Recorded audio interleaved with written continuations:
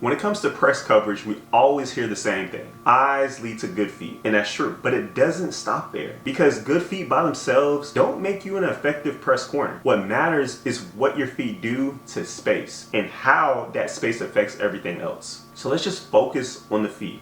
Now look at this DB at the line. You see his feet lined up on this white line right here? At the snap, his feet jump forward. That hop might feel aggressive. It might feel like you're attacking the rep. But here's the problem. The receiver job is simple. Beat the DB, stack him if you can, get open, and catch the ball.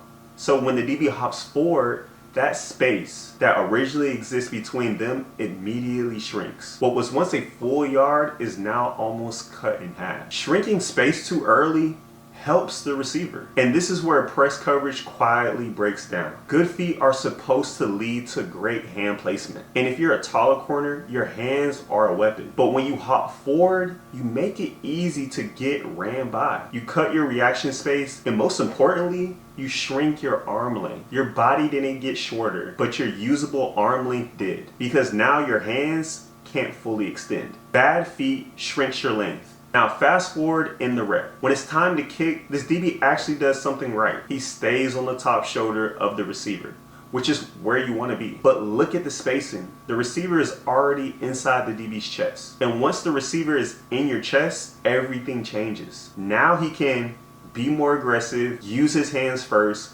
control the physicality of the rep. So even though this DB is technically in the right position, he's already fighting from a losing posture. This is what DBs don't realize. You don't lose press at the kick. You lose it 2 steps earlier with your feet. Now let's contrast that with how it's supposed to look. This is the real Revis. Watch his feet at the line. They don't hop forward. Because of that, Revis keeps proper distance between himself and the receiver. That distance matters, because distance protects you in press, not strength. Distance protects DBs, not strength. Now watch what that distance allows. When it's time to open up inside, Revis doesn't rush.